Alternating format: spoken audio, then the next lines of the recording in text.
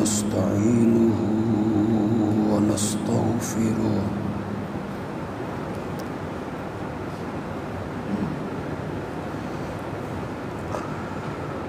ونعوذ بالله من شرور أنفسنا ومن سيئات أعمالنا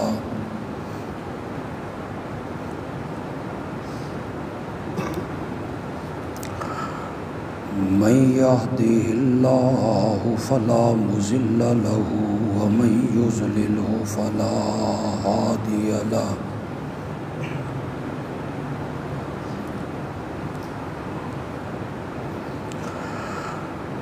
وأشهد أن لا إله إلا الله وحده لا شريك له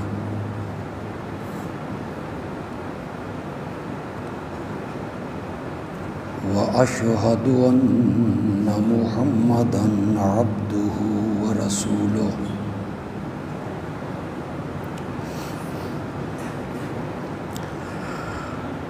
أما بعد فأعوذ بالله من الشيطان الرجيم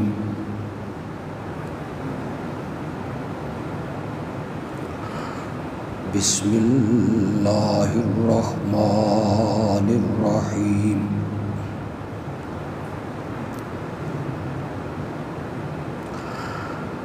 وقالوا لولا أنزل عليه آيات من ربه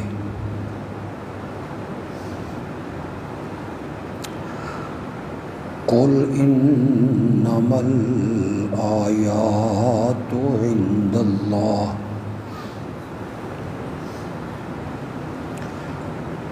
وإنما أنا نذير مبين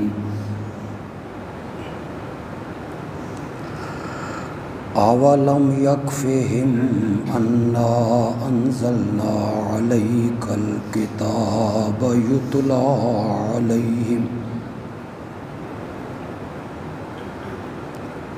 إن في ذلك لرحمة وذكرى لقوم يؤمنون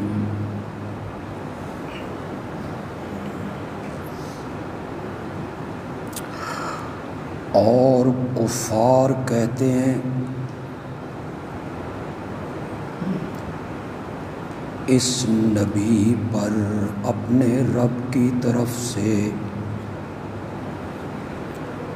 کچھ نشانیاں کیوں اتاری نہیں گئیں؟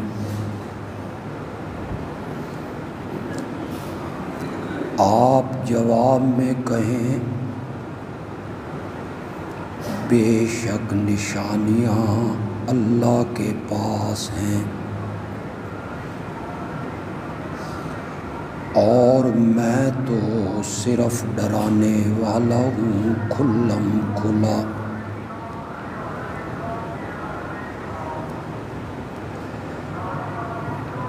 کیا ان مشرکین کے لیے یہ ایک ہی نشانی کافی نہیں کہ ہم نے آپ پر قرآن جیسی کتاب اتاری ہے جو ان کے سامنے پڑھی جاتی ہے؟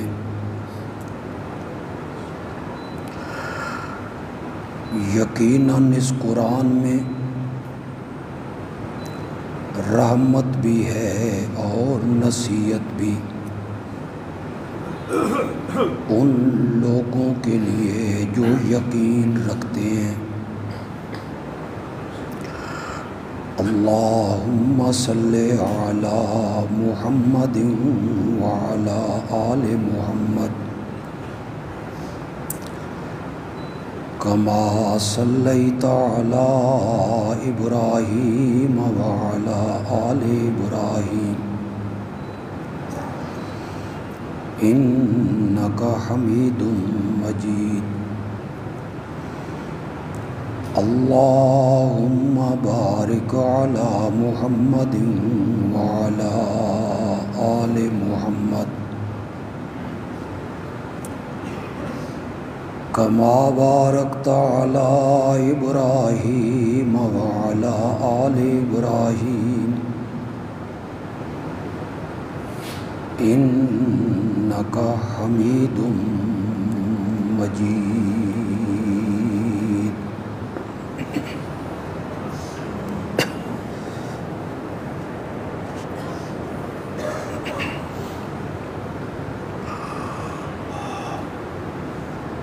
اللہ رب العزت نے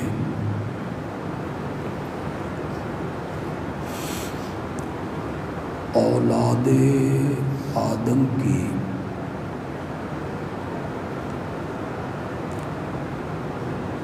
رہنمائی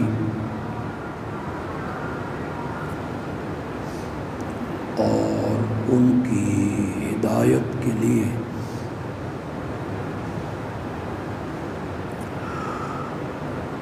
انبیاء بھیجنے کا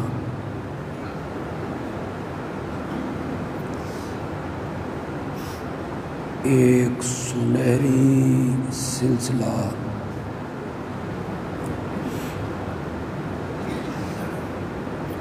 شروع فرمایا،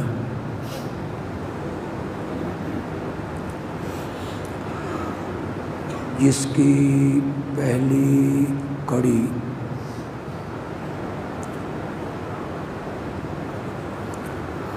ابو البشر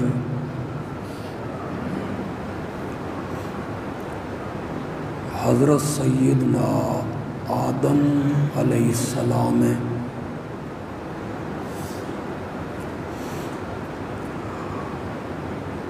اور اس لڑی کا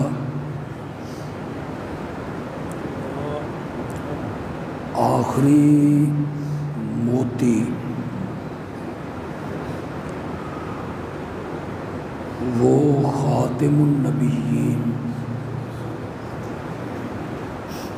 حضرت سیدنا محمد الرسول اللہ صلی اللہ علیہ وسلم ہیں۔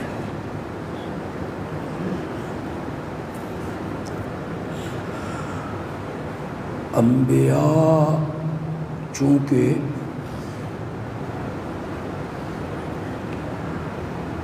انسان ہوتے ہیں،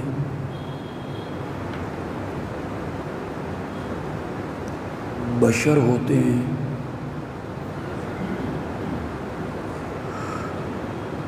جس قوم کی طرف بھیجے گئے انہی میں سے ہوتے ہیں۔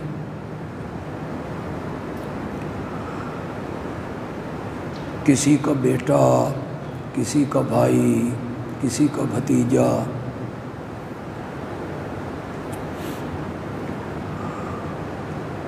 جب وہ نبوت کا دعویٰ کرتے ہیں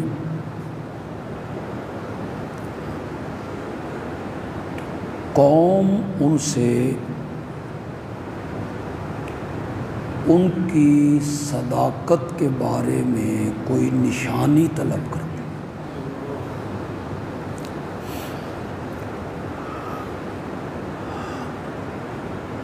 تم ہماری طرح بشر ہو،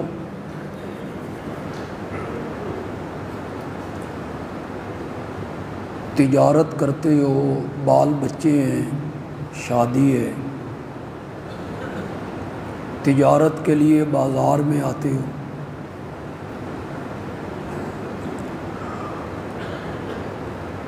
تمہارا دعویٰ یہ ہے کہ تم اللہ کے نبی ہو، تم پر وحی اترتی ہے، اس کی کوئی دلیل ہونی چاہیے، نشانی۔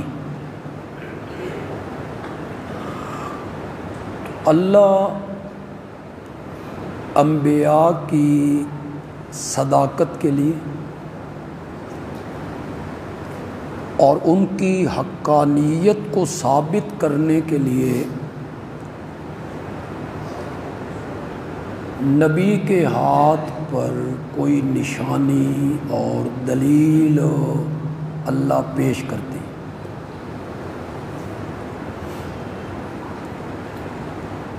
جسے عقائد کے علماء معجزہ کہتے ہیں۔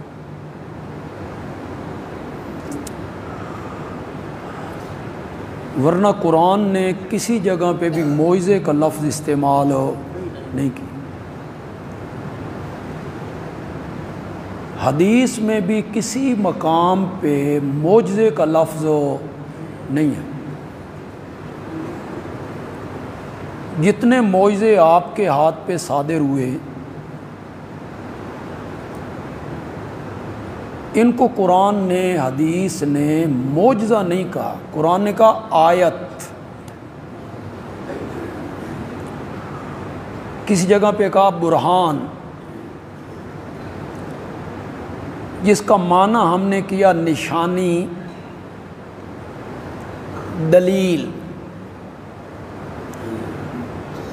یعنی اس نبی کی صداقت کا نشان، اس نبی کی حقانیت کی دلیل۔ اسے علماء متکلمین نے، علم کلام کے علماء نے اسے نام کیا دے دیا؟ معجزہ۔ معجزہ عجز سے ہے، عجز۔ عجز کا لفظ ہمارے ہاں استعمال ہوتا ہے عاجز آ جانا، تو انہوں نے یہ نام دیا اس نشانی کو، اس برہان کو، اس معنی میں کہ نبی کے ہاتھ پر ایک ایسا کام صادر ہو گیا جس کے دکھانے سے باقی مخلوق کیا ہے؟ عاجز۔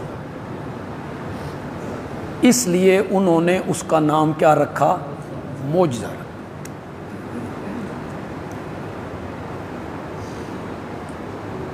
ہماری جو فطرت ہے نا انسان کی، عقل، ہم کہتے ہیں کہ کوئی سبب ہونا چاہیے جس کا آگے نتیجہ ظاہر ہو، کوئی علت ہو نا، سبب ہو، اس کا آگے اثر ظاہر ہو، نتیجہ ظاہر ہو۔ یقیناً میں نے یہ بات مشکل کر دی، آپ کو سمجھ نہیں ہے، لیکن میں ابھی سمجھاتا ہوں تو سمجھ آ جائے۔ ہماری نظر ہوتی ہے اسباب پر، وسائل پر، سبب ہوگا تو نتیجہ نکلے گا، یعنی نر مادے کا جوڑا ملے گا تو اولاد پیدا ہوگی۔ سبب کیا ہوا؟ نر مادے کا جوڑا ملنا، اس کا نتیجہ کیا نکلا؟ اولاد کا ہونا۔ یہ ہماری عقل ہے، ہمارا فہم ہے، ہماری سمجھ۔ قانون فطرت بھی یہی ہے، نر مادے کا جوڑا ملے تب اولاد ہو۔ قانون فطرت یہ ہے کہ پتھر جامد ہوگا، ایک جگہ پہ کھڑا رہے گا۔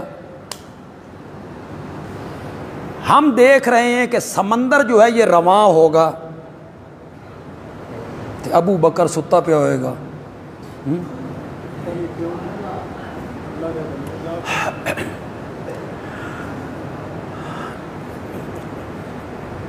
سمندر نے بہنا ہے، آگ نے جلانا ہے، مردے نے بولنا نہیں،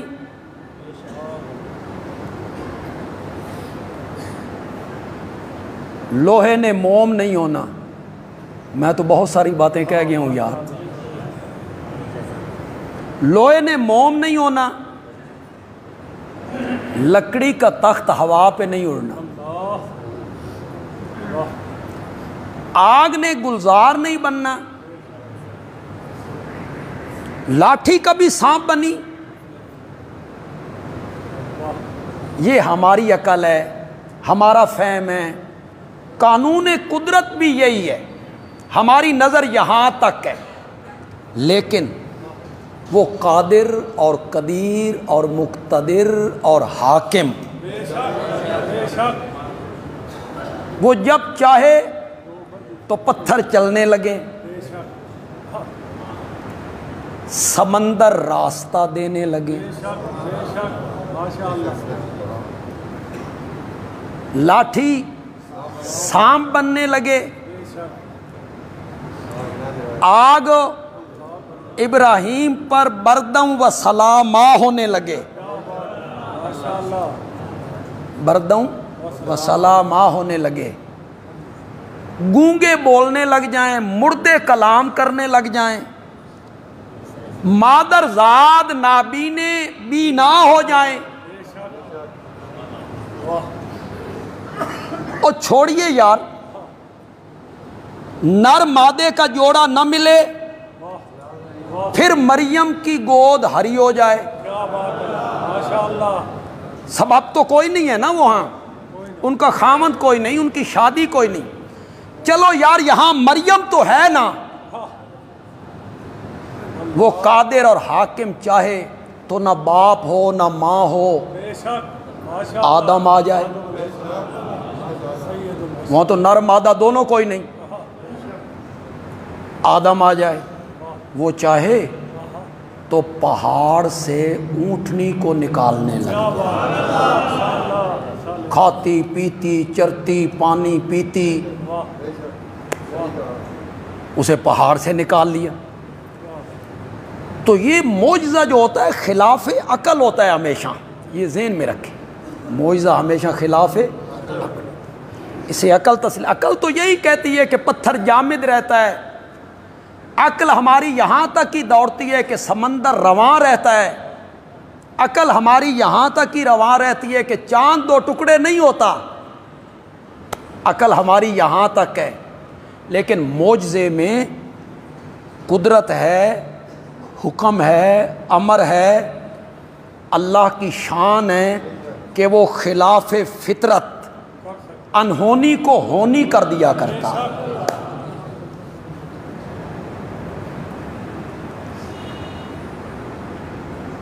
اور جب یہ چیزیں ظاہر ہوتی ہیں نبی کے ہاتھ پر، چلو اس سے پہلے بھی ایک بات کہتے ہیں، مشرکین جو کفار جو کہتے تھے تو اللہ کا نبی ہے، نشانی پیش کر،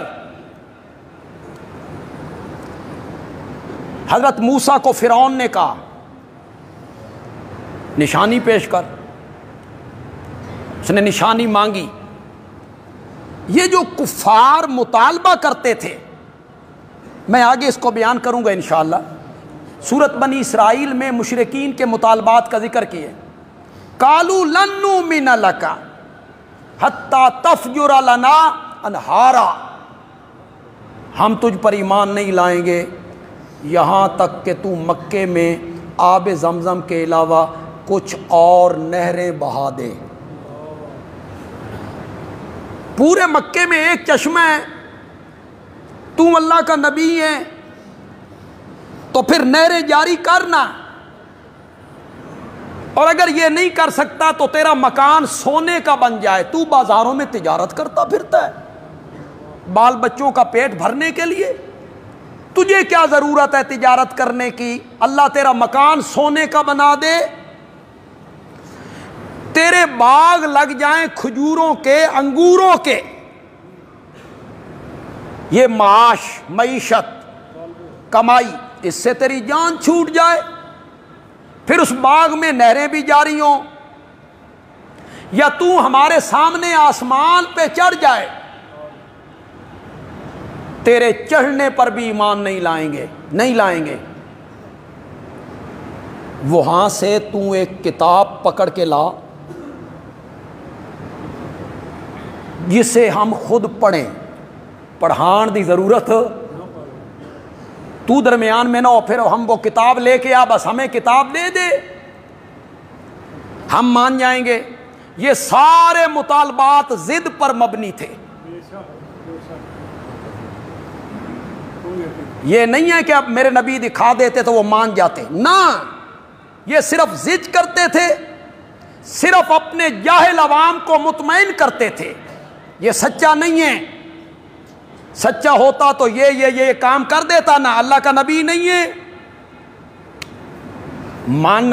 اللہ نے ایک جگہ پہ اس کو ذکر بھی کیا. اللہ نے فرمایا میرے پیغمبر یہ کہتے ہیں کہ تو آسمان پہ چڑھ جائے, وہاں سے کتاب اتار کے لے آئے. میرے پیارے پیغمبر اگر ہم آسمان کے دروازے کھول دیں اور یہ سارا دن خود آسمان پہ چڑھتے اترتے رہیں, انہا مننا پھر بھی کوئی نہیں. یہ قرآن نے کہا. اب تو آپ کو کہتے ہیں نا کہ آپ آسمان پہ چڑھ جائیں, میں آسمان کے دروازے کھولوں اور یہ خود چڑھتے اترتے رہیں تو یہ کہیں گے سکرت ابصارنا, ہماری آنکھوں پر جادو کر دیا گیا ہے. انہوں نے کب ماننا ہے؟ پھر یہ جو آیتیں میں نے آج پڑھی ہیں سورۃ عنکبوت کی, اس میں تو اللہ نے بڑا مزیدار جواب دیا. بھائی مزہ ہی آ گیا. وہ کیا کہتے تھے, کوئی نشانیاں دکھا, تیرا گھر سونے کا بن جائے, تیرے باغات لگ جائیں, چشمے جاری ہو جائیں, تو آسمان پہ چڑھ جائے, یہ مطالبات کرتی ہیں.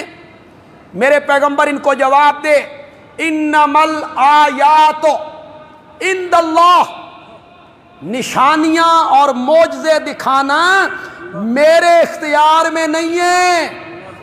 انما الآیات عند اللہ, یہ نشانیاں کس کے اختیار میں ہیں؟ اللہ کے اختیار میں ہیں. یہ کہنے کے بعد اللہ نے منہ توڑ کے رکھ دیا مشرکین کا. اللہ نے فرمایا اولم یکفہم انا انزلنا علیک کتاب, یہ معجزے مانگتے پھرتے ہیں, کیا ان کی ہدایت کے لیے اور ان کی تسلی کے لیے ایک ہی معجزہ کافی نہیں ہے کہ ہم نے آپ کو قرآن جیسی کتاب عطا کر دی ہے؟ کون سے معجزے مانگتے ہیں یہ؟ کیا یہ ایک معجزہ ان کے لیے کافی نہیں ہے؟ اللہ اکبر. عرب کے لوگ کہتے تھے کہ زبان, تکلم, خطابت, فصاحت, بلاغت, شعر و شاعری یہ تو ہمارے گھر کی لونڈی ہے. اور وہ عرب کے علاوہ ایران, روم سب کو کہتے تھے عجم, گونگے. انہیں کیا پتہ ہے خطابت کیا ہوتی, انہیں کیا پتہ ہے تکلم کیا ہوتا ہے. یہ تو گونگے ہیں سارے, نہ ان کے پاس فصاحت ہے نہ ان کے پاس بلاغت ہے. فصاحت ہمارے پاس ہے, بلاغت ہمارے پاس ہے, تکلم ہمارے پاس ہے, خطابت ہمارے پاس ہے, گفتگو کرنے کا سلیقہ ہمارے پاس ہے. بڑے بڑے شاعر ہوئے ہیں ان میں, وہ جو جاہلیت کے زمانے کے شعراء تھے اور انہوں نے شعر لکھے تھے, آج ہمارے درس نظامی میں ان کے وہ شعر پڑھائے جاتے ہیں عربی ادب سکھانے کے لیے. عربی ادب میں وہ اتنے اعلیٰ لوگ تھے, اونچی زبان بولا کرتے تھے, جنہیں اپنے تکلم پہ ناز تھا, جنہیں اپنی فصاحت پہ ناز تھا, بلاغت پہ ناز تھا, شعر و شاعری پہ جن لوگوں کو ناز تھا, ان کو قرآن کہہ رہا ہے میرا نبی تو کسی مدرسے میں نہیں گیا, میرے نبی نے تو قلم دوات کاغذ کو کبھی ہاتھ نہیں لگایا, میرا نبی لکھنا نہیں جانتا, پڑھنا نہیں جانتا, اس کی زبان سے یہ کتاب نکلتی ہے. تم تو پڑھے لکھے ہو, تمہیں اپنی زبان پہ ناز ہے. فَأْتُوا بِسُورَةٍ مِّن مِّثْلِهِ, اس جیسی ایک صورت بنا کے لے آؤ, ان کنتم صادقین. اب نے چیلنج کیا, اولم یکفی, کیا ان کے لیے یہ بات کافی نہیں ہے؟ اور کون سے معجزے یہ مانگتے پھرتے ہیں؟ قرآن سے بڑا معجزہ کیا ہے؟ پھر اللہ نے انتظار کیا, بھئی کی جواب دینے نے؟ نو, اللہ نے اسی جگہ کہا فَإِن لَمْ تَفْعَلُوا, اگر تم ایسا نہ کر سکو, وَلَن تَفْعَلُوا, اور ہرگز ایسا نہیں کر سکو گے. ساتھ ہی کا انتظار بھی نہیں کی, کہ جواب کیا؟ ان کا کوئی شاعر بولتا ہے، ان کا کوئی خطیب بولتا ہے، جواب دیتا ہے فَإِن لَّمْ تَفْعَلُوا وَلَن تَفْعَلُوا، اگر تم ایسا نہ کر سکو اور ہرگز ایسا نہیں کر سکو گے، خدا کی قسم یہ رب کا چیلنج تلوار بن کر کفار کے سر پہ لٹک رہا ہے، اور انشاءاللہ قیامت کی صبح تک لٹکتا رہے گا انشاءاللہ۔ کوئی جواب؟ کیا یہود کی زبان عربی نہیں ہے؟ وہ عربی نہیں بولتے، اس سے اللہ کی کتاب نہیں مانتے، یہ چیلنج ان کے سروں پر تلوار بن کے لٹک رہا ہے۔ مشرکین اور کفار، یہ میری بات اگر پسند آئے تو بڑی گہرائی کی بات کرنے لگو۔ مشرکین اور کفار جب نبی سے معجزوں کا مطالبہ کرتے تھے، ان کا نظریہ یہ ہوتا تھا کہ معجزہ نبی کے قبضے میں ہے، یہ ان کا نظریہ ہوتا تھا، خیال ان کا یہ ہوتا تھا کہ معجزہ نبی کے اختیار میں ہے،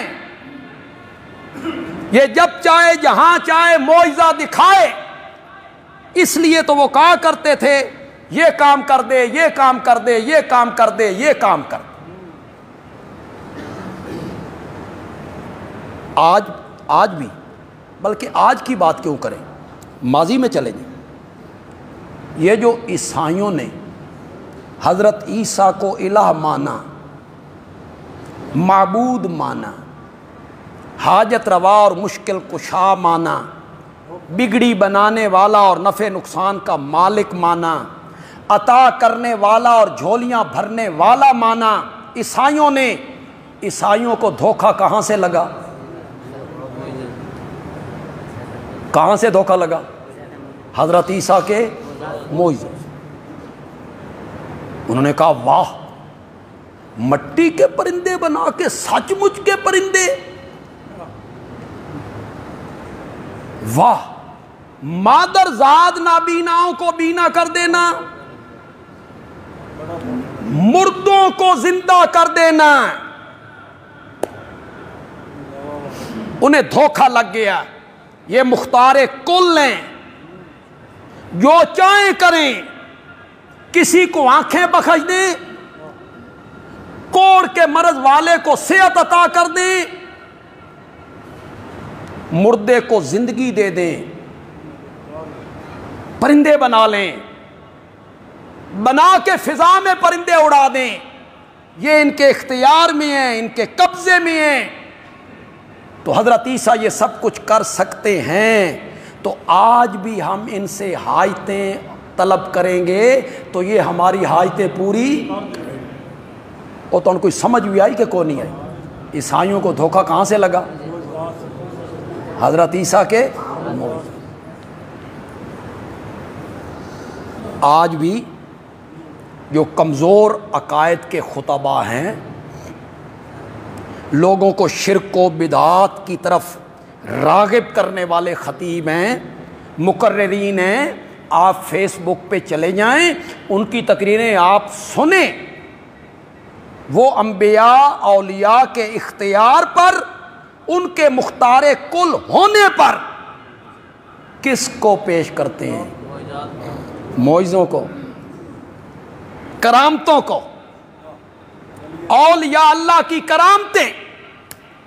حضرت شیخ عبد القادر جیلانی نے یہ کر دیا، یہ کر دیا، یہ کر دیا، اور کرامتیں بھی جھوٹی، جنہاں دا نہ سر تے نہ کوئی حوالہ، نہ کتاب، نہ منہ، نہ متھا، کچھ بھی نہیں ہوتا، بس بنا بنا کے پیش کرتے چلے جاؤ۔ موجاں لگی ہوئے نے اگو پڑھی پڑھائی قوم میں، ان کے عقائد پہلے کمزور ہیں۔ جو آدمی حضرت شیخ عبد القادر جیلانی رحمۃ اللہ علیہ سے صبح کے ٹائم مصافحہ کر لیتا تھا، اس دن اس پر موت نہیں آتی تھی۔ واہ، کیا بات ہے جی، کیا بات ہے جی۔ نبی پاک کا یہ مقام نہیں ہے نا، حضرت صدیق اکبر کا بھی نہیں، فاروق اعظم کا بھی نہیں، حیدر کرار کا بھی نہیں، حسنین کریمین کا بھی نہیں۔ جو مصافحہ کر لے اس دن اس پر موت نہیں آئے گی. اور اللہ فرماتے ہیں لا یستأخرون ساعۃ ولا یستقدمون. جداں وقت آ جانا نا ایک گھڑی اگے بھی نہیں ہونا تے ایک گھڑی قرآن ہے قرآن. اس طرف آنا ہی نہیں خطیب صاحب نے نا, اس طرف خطیب صاحب نے نہیں آنا. انہوں نے جناب لاہور کے ایک بابا فوت ہوئے, مشہور نام ہے, میری عادت نہیں میں نام سٹیج پہ لوں کسی کا, تو ان کے بارے میں مشہور کیا گیا کہ فوت ہو جانے کے بعد وہ کچھ دیر کے لیے پھر زندہ ہو گئے. یہ افواہ اڑا دی گئی, یہ ابھی کی بات ہے, پچھلے سال کی بات. فوت ہو جانے کے بعد دوبارہ زندہ ہو گئے. اب جب لوگوں نے اعتراض کیا بھائی فوت ہو جانے کے بعد دوبارہ زندہ کیسے, تو وہ بزرگ جو تھے ہارٹ اٹیک سے فوت ہوئے, ان کو ہارٹ اٹیک ہوا, فوت ہو. تو ایک مولوی صاحب تقریر کر رہے ہیں, اب دفاع ہو رہا ہے, دفاع دوبارہ زندگی کا دفاع ہو رہا ہے. مولوی صاحب تقریر کر رہے ہیں, میں نے اگر کسی سے سنا ہوتا تو میں اعتبار بھی نہیں کرتا, میں نے خود سنا ہے. مولانا کہہ رہے ہیں کہ شیخ عبد القادر جیلانی رحمۃ اللہ علیہ کا کوئی مرید اگر بے ہوشی میں کلمہ پڑھے بغیر مر جائے تو شیخ عبد القادر جیلانی اسے دوبارہ زندہ کرتے ہیں کلمہ پڑھانے کے لیے. سبحان اللہ, واہ جی واہ, کیا بات ہے. آگے پڑھی پڑھائی قوم ہے, انہوں نے کہا واہ. پھر وہ مولانا کہتے ہیں اساں بھی قادریاں, اسی سلسلے سے ہم بھی آ رہے ہیں. تو وہ لوگ جنہوں نے ساری زندگی کم تولا ملاوٹ کی, 2 نمبر مال بیچا, لوگوں کی پلاٹوں پہ قبضے کیے, وہ نذرانے پھر دیتے ہیں. نذرانے کیوں؟ مرن تو بعد ثانوی شیخ عبد القادر جیلانی آ کے خالہ جی دا واڑا نہیں, ایڈا سوکھا کام نہیں جتنا تسی سمجھے ہویا. جھوٹی کرامتیں, اپنے گھر کے کمرے سے ہاتھ بڑھایا, ہاتھ واپس آیا تو گیلا تھا. مریدوں نے پوچھا تو کہنے لگے میرا ایک مرید فلاں دریا میں کشتی میں تھا, کشتی ڈوبنے لگی, اس نے مجھے پکارا تو میں نے یہاں سے ہاتھ بڑھا کے اس کی کشتی کو کنارے لگا دیا. انا للہ. یہ کراچی کے خطیب بیان کرتے ہیں, وہ مختلف چینلوں پہ بھی آتے ہیں, لوگ انہیں سنتے بھی آتے.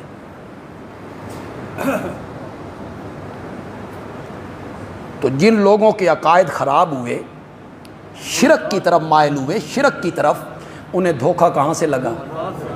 زور سے بولو یار, زور سے. کہاں سے دھوکہ لگ گیا؟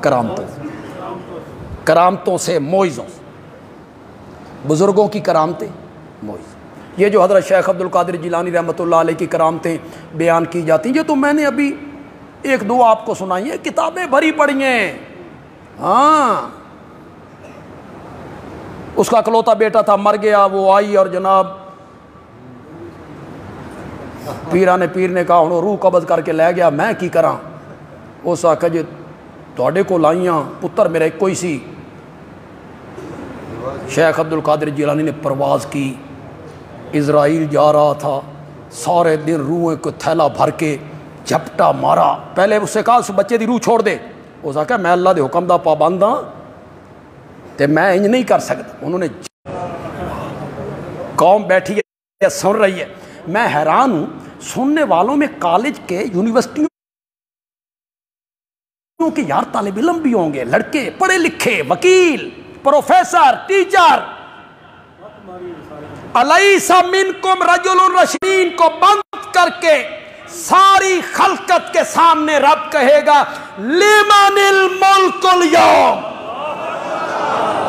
لمن الملک اليوم. بولو آج کس کی بادشاہی ہے؟ آج کہہ رہے ہو, اس دن نہیں کہہ سکو گے, اس دن نہیں کہہ سکو گے. رب کا جلال ہے, انبیاء ہیں, اولیاء ہیں, شہداء ہیں, اتقیاء اصفیاء بزرگان دین ہیں، اور وہ کہتا ہے لمن الملک اليوم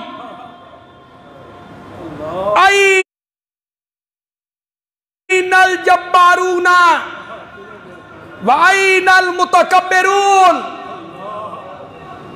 کہاں گئے وہ جبار لوگ اور متکبر لوگ؟ فرعون کہاں ہے؟ نمرود کہاں ہے؟ شداد کہاں ہے؟ وہ دولتوں والا قارون کہاں ہے؟ لمن الملک اليوم، کیا تھا جواب اس کا؟ مولا تیری، مولا تیری، مولا تیری۔ یہ سچا جواب دینے کی بھی کسی میں سکت نہیں ہوگی، نہیں ہوگی، نہ کوئی نبی نہ ولی، یہ سچا جواب بھی کوئی نہیں دے سکے گا۔ اللہ خود آواز لگائے گا للہ الواحد القہار، للہ الواحد القہار۔ آج اللہ اکیلے القہار، امیر شریعت مانا کرتے تھے ڈاڈھا، اللہ اکیلا ڈاڈھا، القہار العزیز کے معنی میں غالب۔ یہاں ساری کہانیاں کھڑی۔ کیا ہو گیا یار علماء کو؟ کیوں تقدس پامال کر رہے ہو یار منبر کا؟ جھوٹی روایتیں سنا کے۔ میرے نبی کی بڑی بیٹی کا نام زینب ہے، پتہ ہے آپ کو؟ بڑی بیٹی کا نام کیا ہے؟ زینب رضی اللہ تعالی۔ یہ اپنی والدہ کے ساتھ پہلے دن دائرہ اسلام میں داخل ہوئی۔ مورخین نے ظلم کیا، ان کا نام نہیں لکھا، زیادتی کی، ورنہ یہ پہلے دن اپنی ماں کے ساتھ مسلمان ہوئی تھی۔ یہ بڑی بیٹی ہیں میرے آقا کی۔ شاید آپ تسلیم کریں نہ کریں، میرے آقا نے کہا ہیا افضل بناتی، میری تمام بیٹیوں میں افضل بیٹی میری یہی زینب بیٹی۔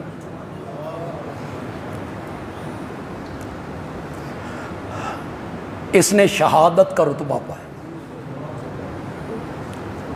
اسے مکے سے ہجرت کرتے ہوئے تیر مارے گئے، نیزہ مارا گیا، یہ اونٹ سے گریں، زخمی ہوئیں، زخمی حالت میں مدینے پہنچیں، ان زخموں کی وجہ سے انتقال ہوا، اور میرے نبی نے وہاں ایک جملہ کہا تھا،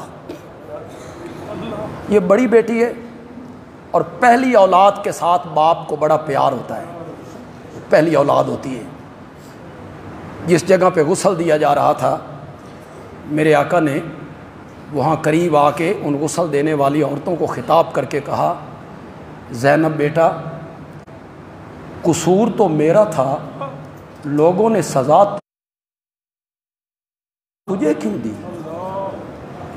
اگر قصور تھا تو میرا تھا کہ میں کہتا تھا لا الہ۔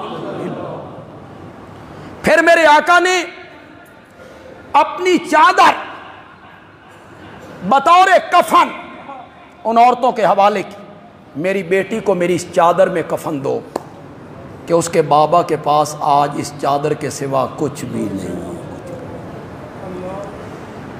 میرے نبی کے نواسے کا انتقال ہو رہا ہے، نواسے کا، جی، اور بیٹی پیغام بھیجتی ہے بابا کو کہو میرے بیٹے کا آخری وقت ہے۔ ہر بیٹی چاہتی ہے کہ اس مشکل کی گھڑی میں میرا باپ بھی میرے پاس ہو، اور میرا باپ کوئی عام باپ نہیں ہے، کائنات کا سرتاج بھی تو ہے، امام الانبیاء بھی ہے، خاتم النبیین بھی ہے، رحمت للعالمین بھی ہے۔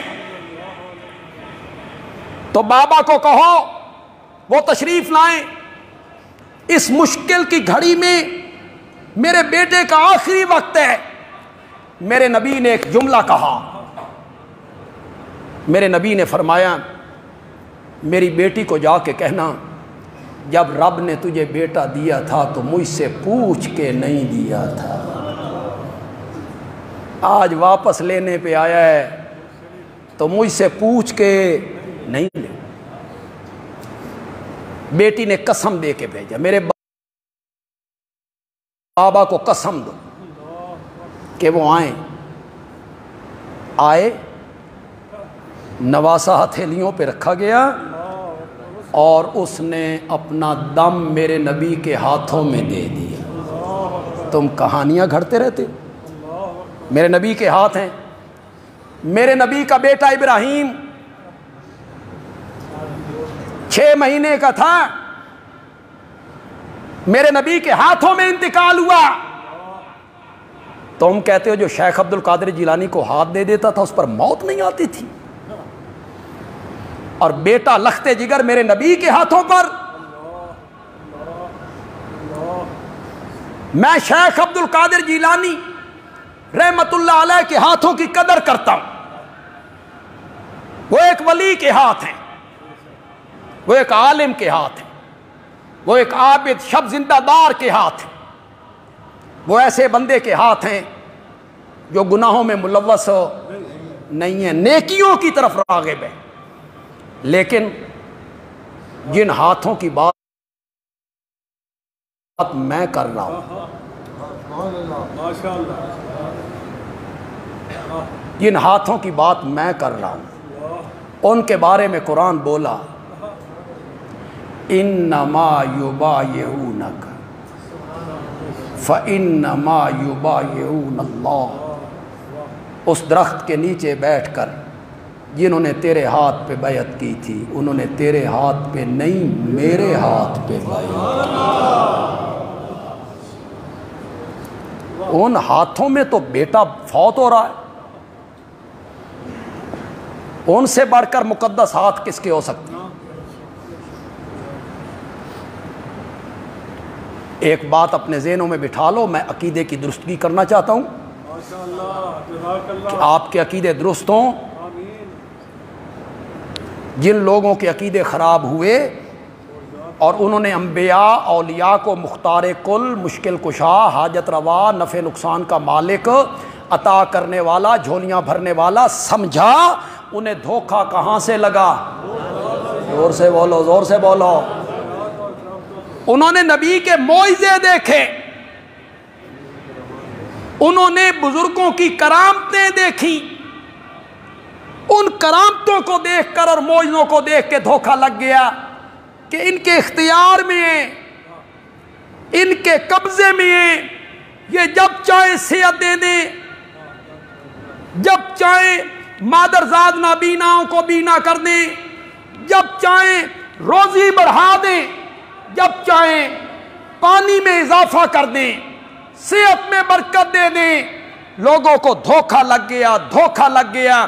نوٹ کر لو، معجزہ نبی کے ہاتھ پر ظاہر ہوتا ہے اور کرامت ولی کے ہاتھ پر ظاہر ہوتی ہے۔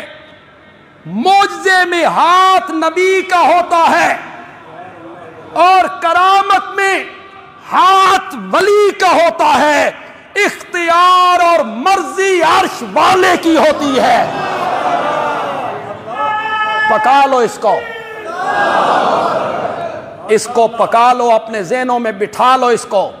کوئی آدمی ولی کی کرامت آپ کے سامنے پیش کرے اور قدرت ثابت کرے، اس کو کہو او میرے بھائی یہ کرامت ہے، یہ بزرگوں کے ہاتھ میں نہیں ہے، صادر ان کے ہاتھ پہ ہوئی ہے۔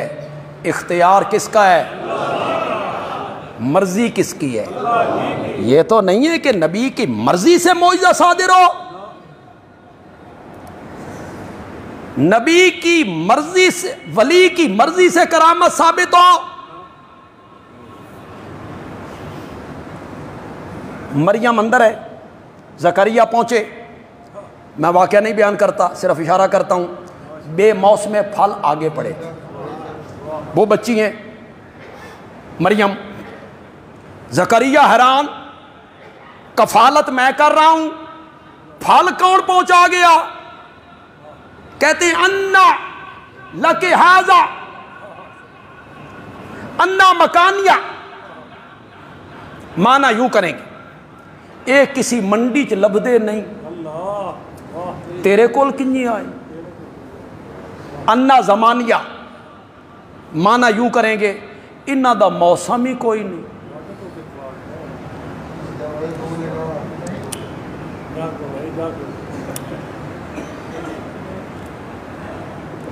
لوگاں دے بزرگ یار قبراں چوں ویکھ لیندے، میں نے تو ممبر تو بیٹھے نظر نہ آوے تو گل تو کون ہوئی نا۔ ماشاءاللہ، اللہ اکبر، اللہ۔ یہ کسی منڈی میں نہیں بکتے، تیرے پاس کہاں سے آئے؟ انہاں دا موسم کوئی نہیں، بند کمرے میں بے موسم پھل تیرے پاس کیسے آئے؟ مریم نے کہا میرے اختیار میں ہے، میں جب چاہوں پھل منگوا لوں، میں جب رب سے کہوں پھل آ جائیں۔ نہیں، قالت، مریم نے کہا ہوا من عند اللہ، ہوا من عند اللہ، یہ وہاں سے آئے ہیں جو موسموں کا پابند نہیں ہے، یہ وہاں سے آئے ہیں جو موسموں کا۔ تو پھر مریم کیا ثابت کرنا چاہتی ہیں؟ کہ میری کرامت، پھلوں کا آ جانا کس کے اختیار میں ہے؟ آپ میں سے جو پڑھے لکھے لوگ، تعلیم یافتہ لوگ ہیں، نوجوان آئے ہیں، ایک ہی دلیل دوں گا انشاءاللہ، بڑی سادہ سی دلیل دوں، بڑی سادہ سی دلیل دوں، اور انشاءاللہ آپ ماننے پہ مجبور ہو جائیں گے، یہ بات ماننے پہ مجبور ہو جائیں گے کہ معجزہ نبی کی مرضی سے صادر نہیں ہوتا، نبی کے قبضے اور اختیار میں نہیں ہوتا، اس کے ہاتھ میں نہیں ہوتا۔ آپ ماننے پر مجبور ہو جائیں گے انشاءاللہ، لیکن آپ میری بات کو غور سے سنیں اور ہر قسم کی ضد نکال کے سنیں۔ اگر معجزہ نبی کے ہاتھ میں ہوتا، اگر معجزہ نبی کی مرضی کے مطابق ہوتا، اختیار میں ہوتا، تو حضرت موسیٰ لاٹھی کو سانپ بنتے ہوئے دیکھ کر کبھی نہ بھاگتے۔ کیوں جی؟ مرضی نال لاٹھی سب بنی سی، ان کے ارادے سے بنی تھی، ان کے اختیار سے بنی تھی۔ وہ سانپ جو بنا تھا ان کی مرضی سے بنا تھا، ان کے اختیار سے بنا تھا۔ اگر اختیار سے بنا تھا تو بھاگنا کیوں؟ قرآن کہتا ہے بھاگیں، اسامی سپ نو آکھیا بے پیچھے لگ جا، ولم یعقب، میرا نبی پیچھے مڑ کے بھی نہیں سی ویکھدا۔ ہم نے کہا اقبل، اقبل، سامنے آئیے، سامنے آئیے، اسے پکڑیے۔ اوے اہل علم طبقہ، جاہلوں سے میری گفتگو نہیں ہے، اہل علم سے میری گفتگو ہے۔ فیس بک کے ذریعے اگر کوئی عالم میری اس گفتگو کو سن رہا ہے، خدا کے لیے توجہ کرے۔ قرآن کہتا ہے حضرت موسیٰ علیہ السلام کو پکڑ، سنعیدھا، سنعیدھا، جمع متکلم کا صیغہ ہے، سنعیدھا سیرتھا الاولیٰ، پکڑنا تیرا کام ہوگا، پہلی حالت پہ لوٹانا ہمارا کام ہوگا۔ جاؤ سورۃ طٰہٰ پڑھو، سنعیدھا، ہم لوٹائیں گے۔ لاٹھی کو سانپ بنانے والا بھی کون ہے؟ اللہ۔ اس سانپ کو دوبارہ لاٹھی میں بدلنے والا بھی کون ہے؟ فرعون کے دربار میں پھر یہ لاٹھی سانپ بنی نا. فرعون نے کہا جادو ہے، میں مقابلہ کرواؤں گا. حضرت موسیٰ علیہ السلام نے فرمایا لے آ جادوگران. اس نے جادوگروں کو اکٹھا کر لیا. میدان سج گیا. سورۃ طٰہٰ پڑھیں، سورۃ قصص پڑھیں. جب میدان سج گیا تو جادوگروں نے حضرت موسیٰ سے کہا تو پہلا وار کرنا کہ اسی کریے. حضرت موسیٰ علیہ السلام نے فرمایا جڑا رچ تساں کڑنا کڑ لو، کڈو، نکالو، کیا کرنا چاہتے ہو. قرآن کہتا ہے انہوں نے رسیاں ڈالی، لاٹھیاں ڈالی. جادو تھا، لاٹھیاں لاٹھیاں ہی رہیں. جادو میں شکل نہیں بدلتی. لاٹھیاں لاٹھیاں ہی رہیں، رسیاں رسیاں ہی رہیں. انہوں نے آنکھیں ان پر اثر انداز ہوئے. دیکھنے والوں کو لگتا یوں تھا کہ یہ کیا بن گئی ہیں، پھنکارنے لگی. وہ ہزاروں کی تعداد میں تھے. قرآن کہتا ہے آج حضرت موسیٰ پھر ڈر گئے. کوئی طور پہ تو ڈرے، وہ تو پہلی بار تھی، اب کیوں ڈرے؟ قرآن کو کہنا پڑا، اللہ کو کہنا پڑا لا تخف، لا تخف، ڈریے نہیں، انک انت الاعلی، آخری کامیابی تیری ہوگی، ڈریے نہیں. آج ڈرنے کی کیا وجہ ہے؟ کئی وجہ ہیں. آپ تفسیریں پڑھیں، آپ کو وجوہات مل جائیں گی. میں ایک دو وجہ میں بیان کر دیتا ہوں. پہلی وجہ یہ تھی کہ میری لاٹھی بھی تے سب بڑھنا تے انہ دیاں لاٹھیاں بھی سب بڑھیاں، انہ بھڑویاں نو کنجے سمجھ آئے گی. یہ جو دیکھنے والے ہیں فرعون، وہ کہیں گے وہ بھی سانپ بن گئے، تیری لاٹھی بھی کیا بن گئی، سانپ. فرق کیا ہے؟ یہ حضرت موسیٰ کے ذہن میں یہ آئے. وہ عالم الغیب تو نہیں تھے، اللہ کو پتا تھا نا بھی جیڑے تیری لاٹھی سب بڑھنی ہے نا، اس نے پھر سارے سانپوں کو. دوسری وجہ یہ ہے، اگر پسند آئے تو کہنا بندیالوی اس کی اچھی تفسیر کر گیا ہے. ڈرنے کی دوسری وجہ یہ تھی کہ مولا انہوں نے لوگوں کو دکھا دیا رسیاں لاٹھیاں سانپ بن گئیں، یہ ان کا علم ہے، یہ ان کا ہنر ہے، یہ ان کا فن ہے. جب چاہیں جہاں چاہیں جس کے سامنے چاہیں یہ سب کچھ کر کے دکھائیں. مولا میری لاٹھی کا سانپ بننا وہ میرے اختیار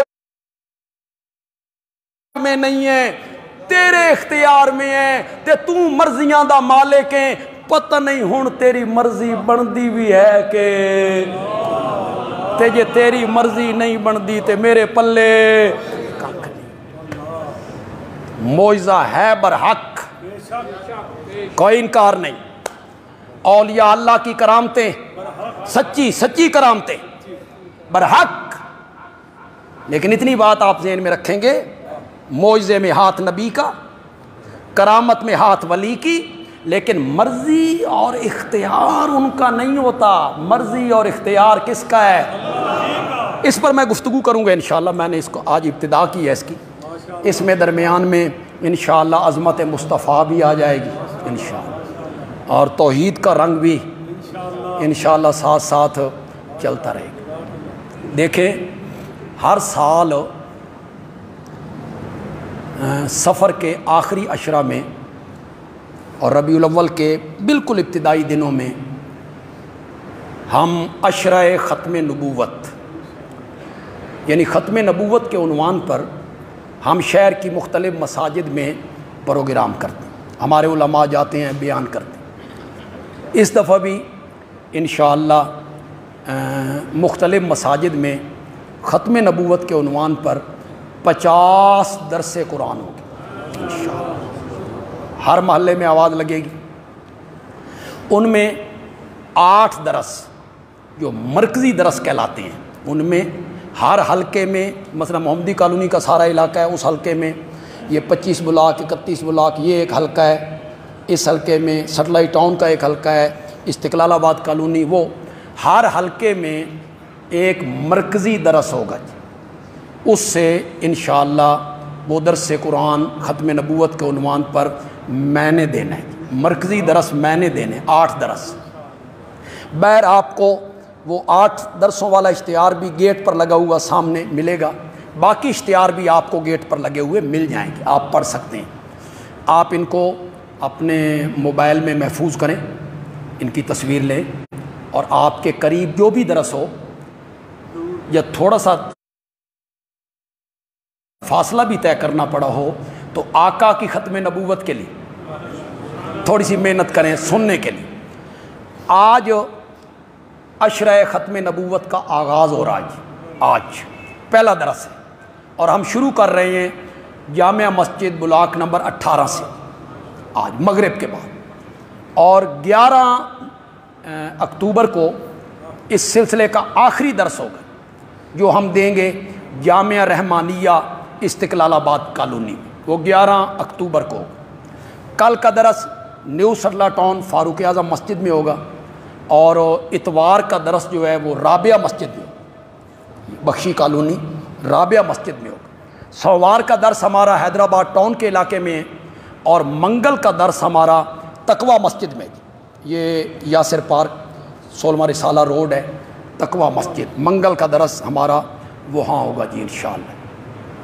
آج کا درس جو ہے وہ 18 بلاک کی مسجد میں آغاز ہو رہا ہے، میں نے وہ درس دینا ہے۔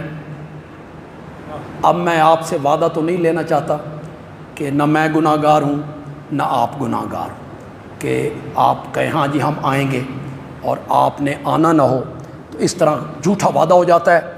علماء تو اس طرح وعدے لے لیتے ہیں، ہاتھ کھڑے کرو تو سارے تسی کھڑے بھی کر دیں ہو، نہیں میں ایسا نہیں کروں گا، بالکل نہیں کروں۔ آپ کی اگر کوئی ضروری مصروفیت نہ ہو، بعض اوقات ضروری مصروفیات ہوتی ہیں، کسی شادی میں جانا ہے، بیمار پرسی کے لیے جانا ہے، یا کوئی کام پہلے طے ہے آپ کا، تو میں آپ کو بالکل مجبور نہیں کرتا، بالکل نہیں کرتا۔ جو آپ میں فارغ ہیں، گھر میں رہنا ہے یا معمولی کام ہے، میں ان احباب سے گزارش کروں گا کہ آقا کی ختم نبوت کا عنوان سننے کے لیے اس محبت میں، اس پیار میں آپ آج مغرب کی نماز 18 بلاک میں پڑھیں گے۔ جو آپ میں فارغ لوگ ہیں، جنہیں کوئی کام نہیں ہے، گھر میں بیٹھ جانا ہے، تو تھوڑی سی محنت کر لیں گے، آپ وہاں تشریف لائیں گے۔ اپنے دلوں میں اپنے رب سے یہ وعدہ کیجئے۔ اس کے بعد بھی اگر کوئی مصروفیت ہے تو کوئی حرج نہیں ہے، آپ کی مصروفیت وہ آپ اپنا کام کاج کریں، اس میں کوئی نہیں۔ ہمارے یہاں معاویہ مسجد میں ایک بڑی ہمیں پریشانی رہا کرتی تھی نماز جنازہ کی ادائیگی کے لیے۔ وہاں چارپائی رکھی جاتی تھی وہ برآمدے میں، اور جمعہ کا دن ہوتا تھا تو یہ سارے ہال کے لوگ، برآمدے کے لوگ بیچارے پیچھے سین بھی بھرا ہوا ہوتا تھا، یہ کہاں، تو بڑی ایک دقت سی محسوس ہوتی تھی۔ ہم نے وہ سارا انتظام کیا جی جنازہ گاہ کے لیے، ہم نے یہ 7 والا کمرہ گرا دیا ہے، اور اس کے باہر ہم وہ جگہ بنا دیں گے، باہر اسی چارپائی آئے گی، یہاں رکھ دی جائے گی، اور آسانی کے ساتھ ہم جنازہ پڑھ لیں گے۔ ایک دقت اور تھی تھوڑی سی کہ میت کے جو وارث ہوتے ہیں، یعنی 10-12 قریبی بندے جو ہوتے ہیں، چارپائی اٹھا کے لائے قریبی، وہ یہاں میت رکھ کے واپس جائیں اور وہاں سے اندر آئیں، یہاں سے جائیں اور میت باہر اکیلی پڑی رہے، تو یہ بھی مجھے کوئی اچھا محسوس نہیں ہوا کہ یہ کوئی ٹھیک طریقہ نہیں ہے۔ تو اس کے لیے میں نے یہیں سے راستہ وہ پرلا دروازہ لگا دیا ہے کہ وہ 10-12 بندے یہاں میت رکھ کے اس دروازے سے اندر آ جائیں گے، اور پہلی صف میں کھڑے ہو کر وہ جنازہ پڑھ لیں گے، ادھر سے وہ باہر نکل کے اپنی میت جو ہے وہ وصول کر لیں گے۔ تو یہ ہم نے انتظام کیا ہے۔ اللہ تعالیٰ آپ کی زندگیاں دراز فرمائے، ایسا موقع نہ لے کے آئے اللہ، لیکن اللہ آپ کو صحت کے ساتھ رکھے۔ لیکن یہ ہر ایک کے ساتھ ہے، میرے ساتھ بھی ہے، آپ کے ساتھ بھی ہے، ہر گھر کے ساتھ ہے، جس نے آنا ہے اس نے ایک دن جانا ہے۔ تو یہاں ایک سہولت ہو جائے۔ آج کل میرا خیال ہے وہ دور گزر گیا ہے جب لوگ کندھوں پہ اٹھا کے چارپائی قبرستان لے جائے۔ ان بچوں کو تو یاد نہیں ہوگا، یہ چھوٹی عمر کے بچے ہیں 15 16 17 سال کے، لیکن آپ سب لوگوں کو یاد ہوگا کہ سڑکوں سے جنازے گزرا کرتے تھے، اور ہم اسے دیکھا کرتے تھے تو بڑی عبرت کا ایک یعنی سامان ہوا کرتا تھا. وہ یہاں سے جنازہ گزر رہا ہے تو لوگ دکانوں پہ بیٹھے ہیں تو تھوڑی دیر کے لیے بندے کے دل میں آتا تھا کہ یار ہم نے بھی چلے. اب وہ ایمبولینس کے ذریعے جنازے چلے جاتے ہیں. تو یہاں سارا انتظام چونکہ اندر ہے، پنکھے